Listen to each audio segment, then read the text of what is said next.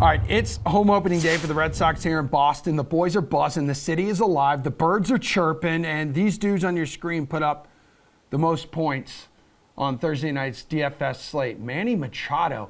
Yo, I was watching that game. I believe he was like a perfect 5 for 5. No, so 6 at bats. I don't know. Did he go 6 for 6? Had 5 hits. No, so 5 for 6, 4 runs, a home run, couple RBI. You know who else was great in that game? One of my best friends, Eric Osmer. He was phenomenal. But you know who's not on your screen right there? Vladdy Jr. Garion. Yeah, the night after he hit 3 taters in the Bronx, you know what he did, Gare Bear? The Yankees handed him his first 4 strikeout game by the Yankees. Okay, that's what happened. Dude, what went wrong? Well, he didn't make a lot of contact. No. Is it the finger? Is it because the finger looked good the other night? Baseball's tough, man. It's kind of the beauty of baseball. No. You hit 3 home runs one night, you strike out 4 times the next night. That's kind of just what this sport is, right? That's why we love it. Yeah, sure. How about another storyline that caught my eye? I'm sure it caught yours as well. That number 9 hitter for the Rangers, taking Shohei Ohtani, sending presents to the people, the first grand slam that he's given up. Like, is there a reason to be concerned for Ohtani here? I mean, especially the hitting. The hitting's not been great, even if you look back to last August, Garion.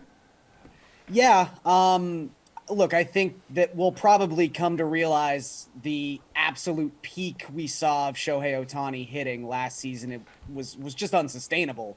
I still think he's going to turn this around. I mean, it's very early on in the season. I know it gets tiresome to use the same excuse for every player for the first 3 weeks, but weird spring training, truncated spring training, like we're only now kind of getting to that point where players would really be starting to play in actual meaningful games about 2 weeks into this real season. The Ohtani thing, though, really cool for a lot of reasons. I mean, first grand slam he's ever given up, but even just going 0-2 on Jonah Heim and having Heim hit that split finger fastball for a grand slam, that pitch was almost unhittable last season. So just so many crazy things kind of conspiring together to ruin Shohei Ohtani's night on Thursday. Yeah, I think it was the first home run he's ever given up on that pitch. Did you say that? Yeah, I think that's what the stat was. Yeah. Okay. First he's ever given up on a splitter. All right, so let's go to today's slate while you're here, because that is the main reason we have you here. Couple day games, got an early DFS play from this early slate. Yeah, I'm going to say that you just kind of have to roll with Chris Bassett. I think a lot of people are going to. Now, look, you have to start 2 pitchers, and there are only 4 to choose from on this early slate. So I wouldn't worry about ownership and differentiation too much here. I would just roll with Bassett, who by far has the easiest matchup on this slate. The Diamondbacks just have not been able to hit. Aside from that really timely Seth Beer home run on opening day, this is a team that comes into Friday ranking dead last in WRC plus, in WOBA. And if you don't like all those fancy stats, the Diamondbacks as a team are hitting 140 to start the season. That is easily the worst mark in all of baseball. So I think Bassett, who had a fantastic first start with the Mets, was someone who was really underappreciated in his time with Oakland, was truly one of the best, I would say, 15 or 20 starters in all of baseball the last 2 seasons. So I think you start with Bassett, and then maybe you try to differentiate with some of your offensive pieces, whether that's maybe leaning towards like some Twins. I know a lot of people are going to be on the Red Sox today, justifiably so, but I would rather have Bassett and then maybe find a way to get a little crazy with your positional players, because I just think Bassett is just way, way better, way higher ceiling than any other pitcher on this slate.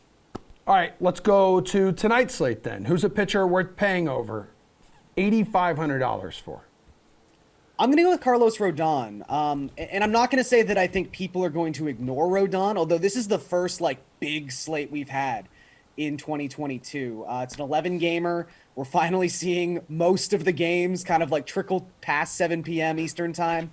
But Rodon is going up against the Guardians, who are, crazily enough, the best hitting team in baseball right now. They have a 167 WRC plus as a team. I don't want to take anything away from what Jose Ramirez and Steven Kwan have done so far in 2022, but I think we have to take a step back and realize they were facing the Royals and they were facing the Reds. 2 teams that I don't think anyone had really high expectations for coming into this season. they're going to get their first dose of a really good pitcher tonight in Carlos Rodon, who was just absolutely incredible in his first start for the Giants. I think first and foremost, he checks the box of a pitcher who seems like he's fully built up. He threw 89 pitches in that first outing. I think it's reasonable to assume that he could get to 100 if he needs to in this game tonight. But 60% strikeout rate in that first start. That is unsustainable, obviously, but also at a 23.8% swinging strike rate. And this is what Rodon has done when he's been healthy. He is someone who just has absolute filth coming out of that left arm, and he can generate swings and misses like few others can. So I do think if you get a couple people looking at this matchup going, I don't know, Cleveland's really hot at the plate right now, I'm not worried about that at all. I just think Rodon is a stud, and I think he starts to normalize those Guardians bats tonight. All right, that's a good point, but where's the value on the mound tonight?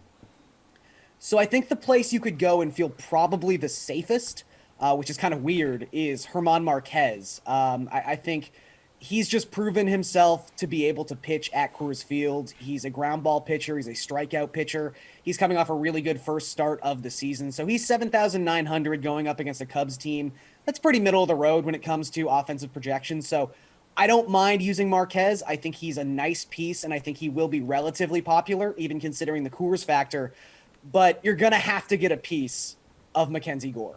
It's just one of those situations where I think a lot of people are going to do it. He's been one of the more notable prospects in baseball. And it really seems like he's been one of those prospects who has just remained a prospect for a really long time. We don't see these guys hang around as often as Gore has.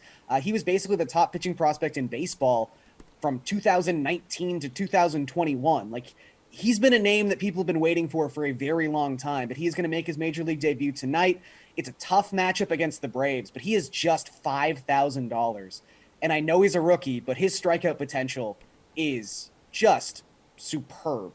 I mean, this is someone who has the ability to throw 98, 99 miles per hour. He had a really good first start of the season in AAA. He threw 5 innings in that contest, so he is also built up like a lot of these guys who are taking the mound tonight. So I'm not sure Mackenzie Gore is going to be someone who walks out of Friday night with 35 DraftKings points or anything like that. Again, I think the Braves are a really good team.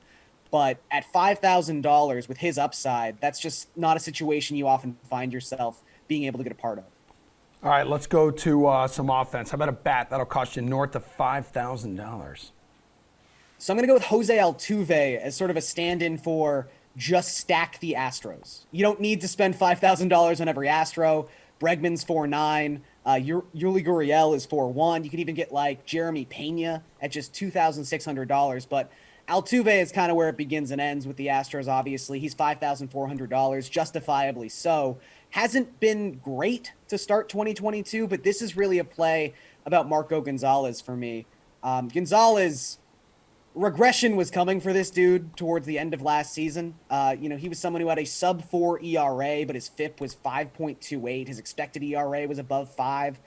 He gave up a barreled ball in 8.4% of the batters he faced, which was the third highest rate of any pitcher in baseball last season. He gets hit really hard. And we saw in his first start against the Twins where he had just 12 batted ball events, 4 of them were barrels, and 3 of those barrels left the ballpark. That is what can happen in a Marco Gonzalez start. And the Astros, just one of the best teams and one of the best lineups in baseball at hitting left-handed pitching in general. They had a 117 WRC plus as a team last year against Southpaws, which was the best in baseball. So I think the Astros are going to put up some crooked numbers tonight. So try to jam as many of them into a lineup as you can. And if you can fit Altuve, all the better. It's Friday. Our goal is always to send baseball fans home with a smile on their face. So you got to help me out. Give me your favorite value bat on the Friday night slate, Garion. So I think there's the potential for a lot of runs in this Toronto-Oakland game. The Athletics have been one of the more surprising offenses in all of baseball. They're actually second to the Guardians in runs scored so far this season, despite the projection systems absolutely hating this lineup. That's probably going to normalize at some point. I don't think it normalizes against Ross Stripling, who is a bad pitcher. Dalton Jeffries is also pitching on the other side of this matchup. He is also a bad pitcher. So I think there's going to be a lot of runs at Rogers Center tonight. Tony Kemp is probably going to hit leadoff for the Athletics this evening. He's got an opposite hand matchup against Stripling. He's just $3,600. You've got the potential for 5 plate appearances in this game. You've got the potential for maybe even Tony Kemp to showcase some power. I mean, going back to 2020, Ross Stripling has allowed 2.1 opponent home runs per 9. That's disgusting. So I think Kemp, you've got some other athletic bats in there that you could probably get really cheap. They don't have a lot of expensive bats to begin with. And even on the Jays side, with Teoscar Hernandez not available, I think you're going to see someone like Matt Chapman, who's got a nice revenge game narrative if you really feel like diving into that. But he's just $3,800. He's probably going to be hitting fifth tonight. Alejandro Kirk is $3,400. Raimel Tapia is $3,300. You can kind of stack the like 5 through 7 of the Jays order really, really inexpensive. So I just think finding some cheap parts of this particular game is going to be a strategy that I'm really utilizing tonight.